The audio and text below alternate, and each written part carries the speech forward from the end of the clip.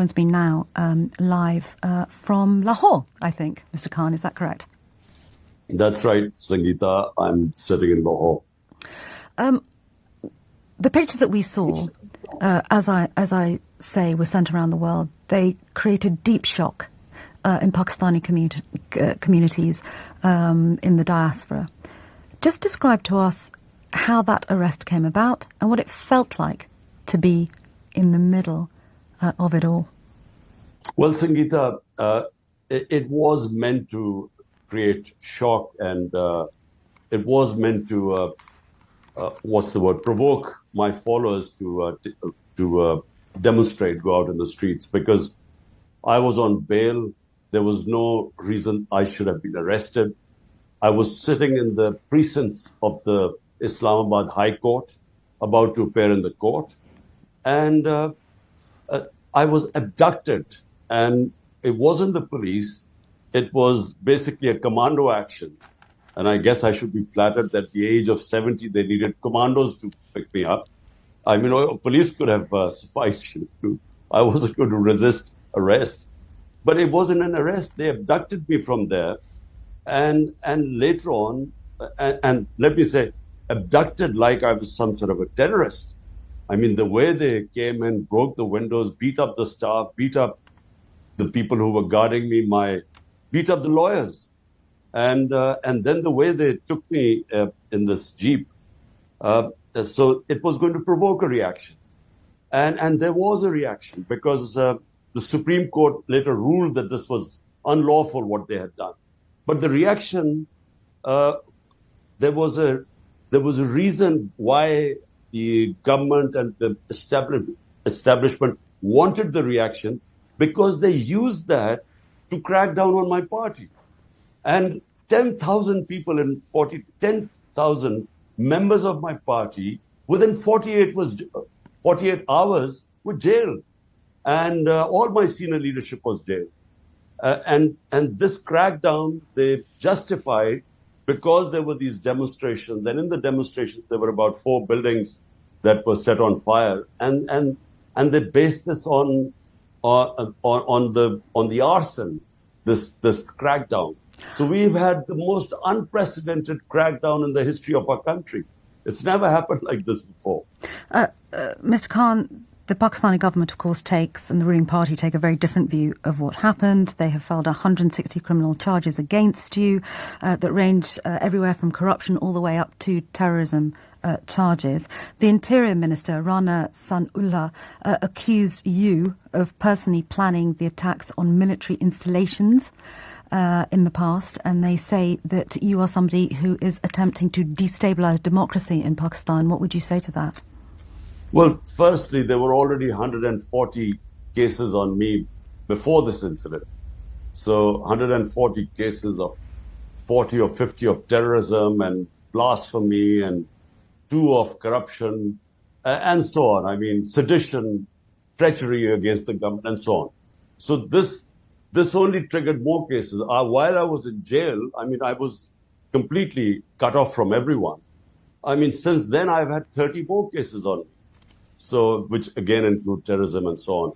But my point is that surely there should have been an independent investigation of what happened after I went to jail.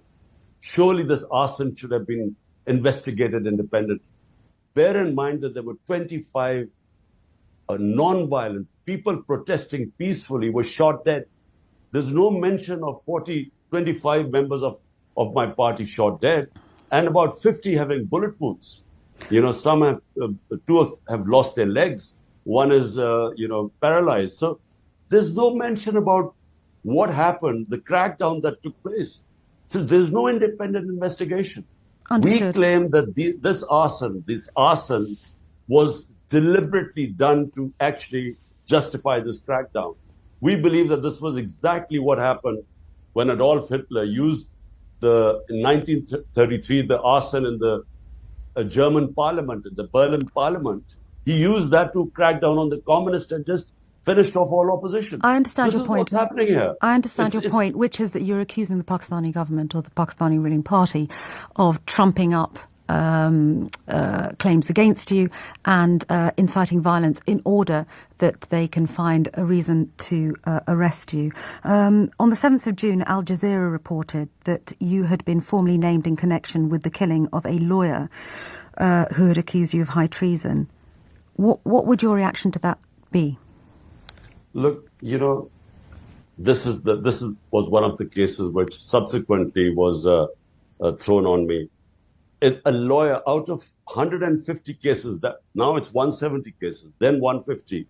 One case was of a lawyer having a sedition case against me. It was so insignificant, that case, that it doesn't even register on my radar. Out of 150 cases, why would I worry about an additional case? So this lawyer gets assassinated. The wife says it's a family feud. The son initially claimed it was a family feud. Then he was kept by the authorities for 12 hours, and then he changed it to blaming me for the murder. Obviously, I'm going to contest it. It's a joke. But let me just say one thing. Look, why is the government doing this? So let the listeners understand what is going on in Pakistan. Well, I was going to ask you about this because when your arrest was reported and we saw those images around the world, many people were commenting, both inside and outside Pakistan, saying that the reason this was happening is because you had colluded with the Pakistani army to gain power, and when you fell out of favour with them, they essentially kicked you out.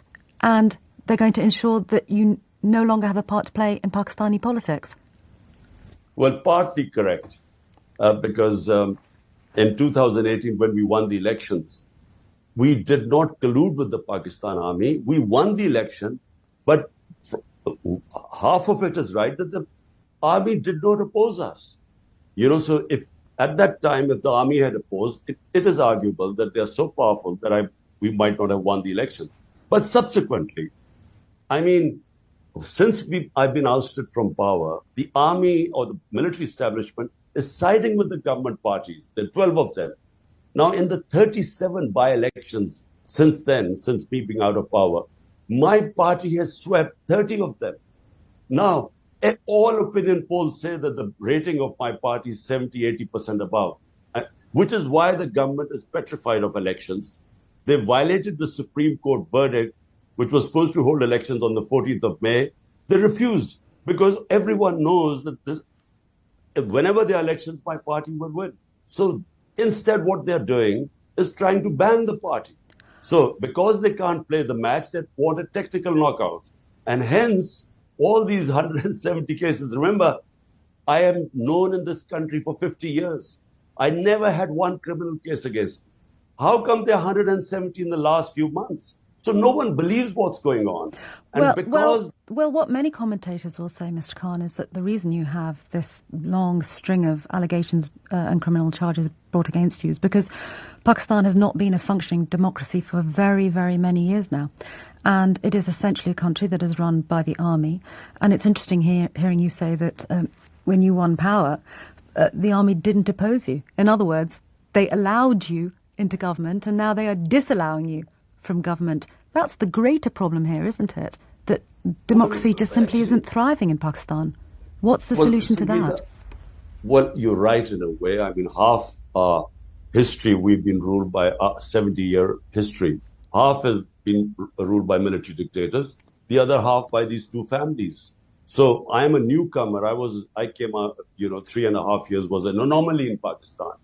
Now, your point is right that the military establishment, once it removed me, and establishment means the army chief. It's not some democratic institution. It's just one army, the chief, when he takes a decision, the disciplined army follows it. So he took a decision that I had to be ousted. What he expected was that my party would finish. As is normally, whenever an establishment goes against a party, it has no chance of winning. But instead, the most incredible thing happened, in our first time in our history, unprecedented, that despite the establishment opposing me, we sweep all the by-elections. Hence came the assassination attempt on me in November, once we had won these 30 out of 37 by-elections. Then they wanted to remove me from the way. I had another assassination attempt on the 18th of March this year. And since then, once I survived that, I think this is now the last card of actually banning the party. Banning the biggest party means you are actually dismantling democracy in Pakistan. This is the main issue right now. What keeps you going? Your critics accuse you of wanting to make money. That's one of the many allegations and charges brought against you. Your critics say it's about money, it's about power. Your life has been directly under threat. There have been 2 assassination attempts against you. You've got the army, who have controlled politics in Pakistan for many years. What is it that is really motivating Imran Khan to keep going? Well, Sangita, look, people who want money do not risk their lives. I mean, what's the point of dead people can't use money? So who would take a risk when you've already had 2 assassination attempts? There was a third one which I preempted, and I was lucky because I found out beforehand. So who would risk their life for money? Look, for me, the reason why I came to politics in 27 years ago, when I did not have to, I was the biggest name in the country. I had whatever money I needed. I had enough of money, love and respect. Why would someone spend 22 years of their lives struggling and basically being in the wilderness? I mean, out of this time, 15 years I was in the wilderness, an outsider. No one thought I had a chance. Why would someone do that for financial gains when you had ample opportunity to do anything and make money? And secondly, power. Well, power to see my country a democratic country, rule of law. And where did I get inspired, by the way? In Britain.